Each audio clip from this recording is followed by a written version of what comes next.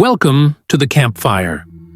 Out here, under the stars, far from the hum of civilization, the wilderness holds its own kind of silence. A silence that whispers, if you know how to listen. I've spent years exploring the outdoors, chasing trails, sleeping under open skies. I've seen the beauty of nature, and its darker side too. There's one story that stuck with me, one that never sat right. A hiker who vanished without a sound. No warning, no struggle, just gone. And what we found left more questions than answers. This happened about 6 years ago in the Bitterroot Mountains of northern Idaho. Rugged terrain, thick forests, miles of trail that barely saw a footprint all year. 3 experienced hikers, Jake, Mara, and Levi, planned a 5-day backpacking trip through a remote loop trail deep in those mountains.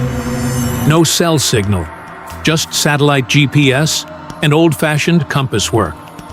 Jake was the one who organized it. He'd hiked parts of that area before, swore it was one of the most breathtaking untouched places in the country. The first 2 days were solid.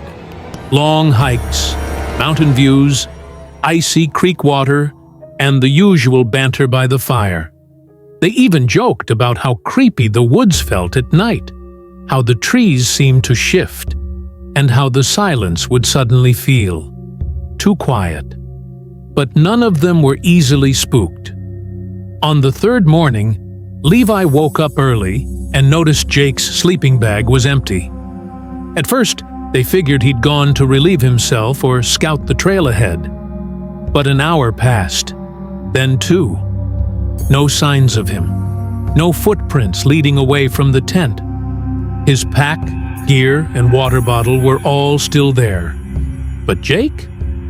Gone. Mara and Levi started calling out his name, checking along the trail in both directions. Still nothing. Eventually, they used their emergency radio to call for help. Search and rescue didn't arrive until the next morning. The search went on for a week. Drones scanned the canopy. Dogs combed the trails. Dozens of volunteers searched mile after mile of rough wilderness. But nothing. No blood.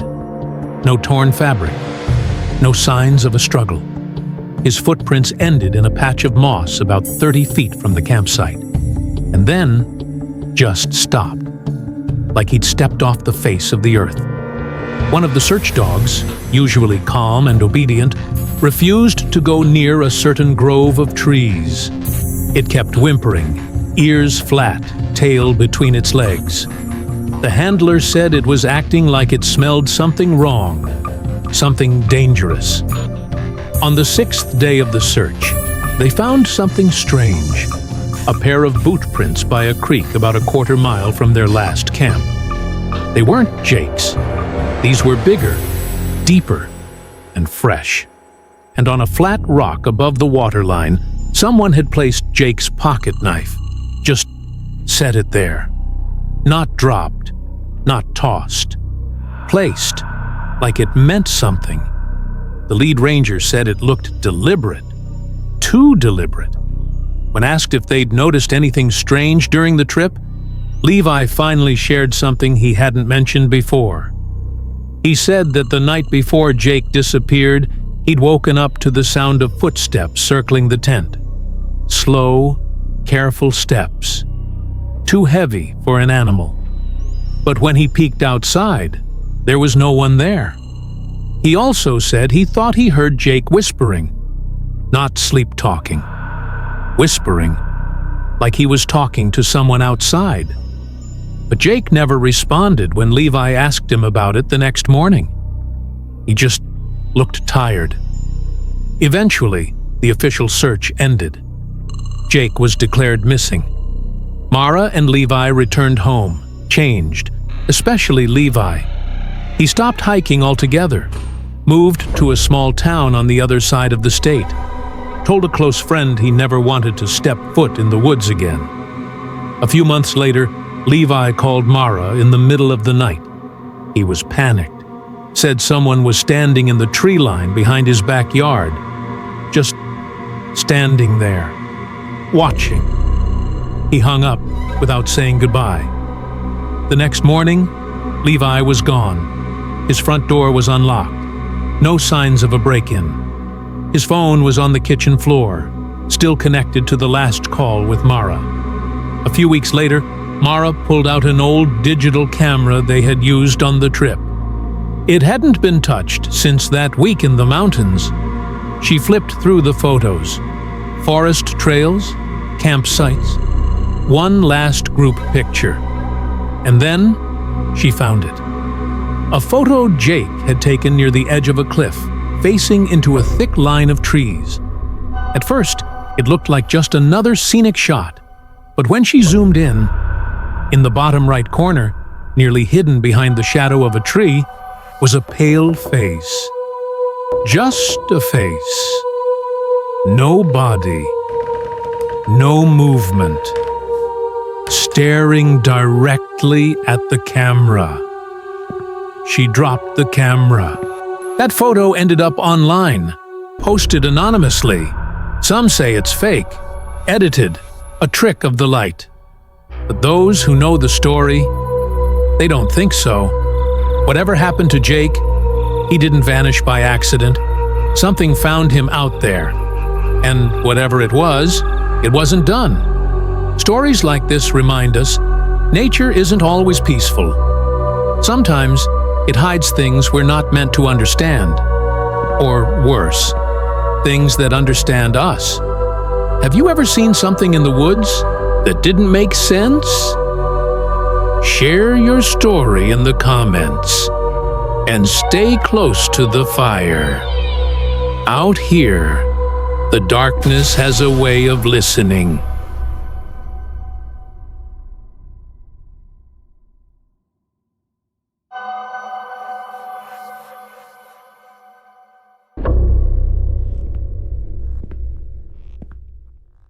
The forest has a way of playing tricks on you. You start off feeling like you're just walking through trees, admiring the quiet, the calm, the clean air. But the longer you stay, the more it watches you back. It was supposed to be a peaceful weekend. Just 3 friends, Amelia, Marcus, and Danny, headed up into the Ouachita Mountains in Arkansas for a camping trip. They weren't survivalists, just weekend hikers. Tent, campfire, marshmallows, and a little time off-grid. They picked a spot deep in the woods. Not an official campsite, but a small clearing Marcus had found on a solo hike the year before. He called it the Bowl, surrounded on all sides by hills and thick pine, almost like nature carved out a secret amphitheater. He swore it was the quietest place he'd ever slept. That first night, they sat around the fire, roasting food, laughing, and telling stories like everyone does. The stars above them were crystal clear. No one had reception. They were isolated, just the way they wanted it, until the sounds started. At first, it was just the wind. That's what they told themselves, a low, breathy whistle that came and went.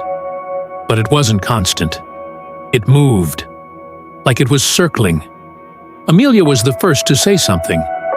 She paused mid-sentence and looked over her shoulder. "Did you hear that?" Marcus said it was probably a raccoon. Danny agreed, but Amelia was staring at the trees. "I thought I heard whispering," she said. "Like words." They brushed it off.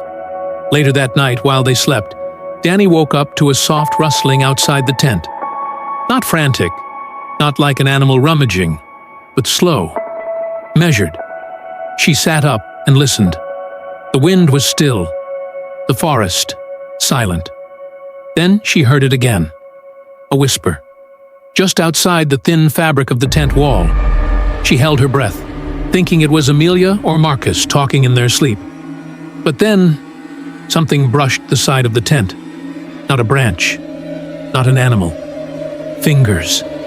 She froze. The whisper came again. this time clearer, right by her ear. She couldn't understand the words, but they sounded wrong. Twisted, like someone trying to speak but not knowing how. The next morning, Danny looked exhausted. She told them what happened, but Marcus just laughed it off. "We're in the middle of the woods. Your brain's gonna make stuff up." But Amelia looked pale. She hadn't slept either. She said she saw something last night. A figure in the trees. Tall, still, with eyes that caught the firelight just for a second. Not an animal. Not a trick of the light. Something watching. They decided to hike out to a nearby ridge that day, trying to shake off the unease. But the tension never left. They felt eyes on them the entire hike. At one point, Amelia stopped. She stared into the trees to the left of the trail and whispered, "Do you hear it?" The wind had picked up again, but now it did sound like whispering. Faint, layered, as if dozens of voices were hidden inside the breeze. When they turned back, Marcus noticed something strange. The path behind them had changed. The trail they came up on was gone. Not overgrown, not mist. Gone. Just trees now. Dense and dark. They backtracked anyway, hoping they'd find their way. But the more they walked, the more wrong everything felt. The terrain was different. The trees looked too similar. The sun dipped faster than expected. By the time they made it back to their camp, it was almost dusk. But something was wrong. Their tent was still there, but all their stuff had been moved. Their food was unpacked. The sleeping bags unzipped and laid out in a perfect circle. And right in the center of the circle was a pile of stones, deliberately stacked. 6 flat stones, one on top of the other, with a small bone placed neatly on top. Marcus started yelling, thinking someone was messing with them. Danny wanted to leave right away. Amelia stood silent, staring at the pile. "I saw that," she whispered, "last night, in my dream." They decided not to sleep there. They packed quickly, despite the falling dark, and started hiking back toward the car. No trail, just GPS and a straight line. That's when the forest changed. No matter how far they walked, the terrain repeated. A rock they'd passed once appeared again. A fallen tree, a break in the ridge, like they were looping. And the whispers grew louder. It didn't sound like wind anymore. It was breath. Voices just out of reach. Some high-pitched, others deep. All wrong. Suddenly, Danny screamed. She pointed into the trees. Far off, just between 2 thick trunks, something was standing. Tall. Thin. Unmoving. It didn't run. Didn't flinch. Just stared. They ran. For hours, it felt like. Their GPS lost signal, the night closed in, and with it, the sounds. Twigs snapping behind them, breathing. At one point, Amelia collapsed. She couldn't breathe. She clutched her ears and screamed, saying it was inside her head, that it was whispering her name. Marcus and Danny pulled her up, forced her forward, and then, like stepping through an invisible wall, they hit the gravel road. The car was right there. They piled in, peeled out, didn't speak until they hit the highway. None of them ever camped again. Weeks later, Amelia started sleepwalking. Her roommate said she would stand at the window for hours at night, whispering. When asked what she was saying, she replied, "It's still out there." Marcus moved to the city, started therapy. But he said sometimes, when he closes his eyes, he sees the trees and something watching from between them. Danny?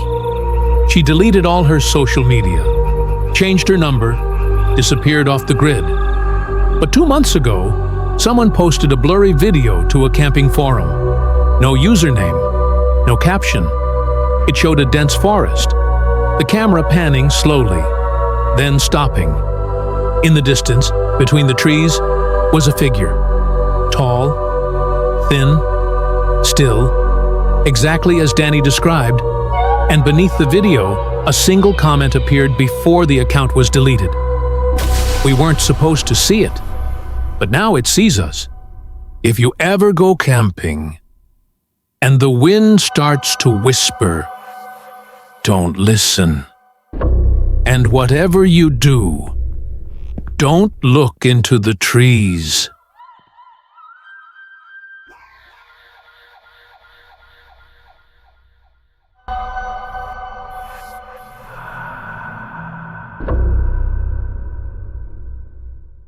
The night had fallen heavy and quiet over the dense forest. There was no wind, no rustle of leaves, just the silence that makes you feel like the world has stopped moving. You and your friends, Jacob, Lily, and Sarah, had been looking forward to this camping trip for months. It was supposed to be a weekend of relaxation, disconnecting from the chaos of life and reconnecting with nature. You set up camp on the edge of a thick pine forest, the trees surrounding you like silent sentinels. The air was crisp, the stars bright above, and the crackling campfire was the only source of warmth. You joked and laughed, roasting marshmallows, telling stories and drinking beers. Everything was perfect. But as the fire burned down low and the shadows grew longer, the atmosphere began to shift. The mood changed. You couldn't put your finger on it, but there was a subtle tension in the air. You could feel the forest around you, like it was watching you. As the night wore on, Lily excused herself to go to the bathroom. You weren't far from the campsite, just a short walk into the woods. But as she disappeared into the trees, the fire crackled and popped, and the shadows seemed to stretch farther than they should. Minutes passed, and then an hour. You figured she must have gotten lost, or maybe just took longer than usual, but something felt off. "Where's Lily?" Jacob asked, his voice tight with concern. "I don't know," you replied, trying to ignore the feeling creeping down your spine. Sarah stood up. "I'll go check on her."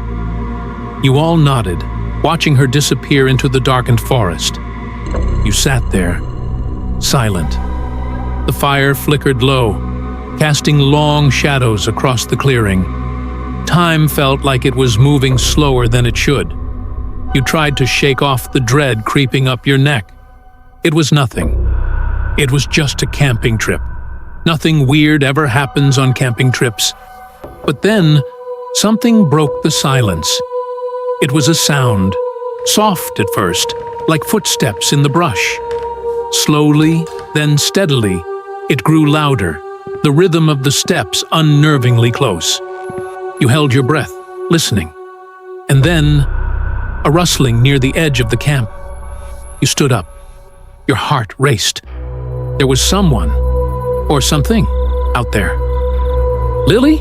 you called, your voice barely more than a whisper. No response. The footsteps continued, now circling the camp. The sound of branches cracking under weight, footsteps shifting in the dirt, growing closer and closer. You couldn't see anything. The trees were too thick, but it was clear something was moving out there, keeping just enough distance to stay hidden. And that's when you noticed it. The feeling, that heavy weight of being watched. Jacob stood next to you, his face pale. "What the hell is that?" You didn't know. But the tension in the air felt like a suffocating blanket.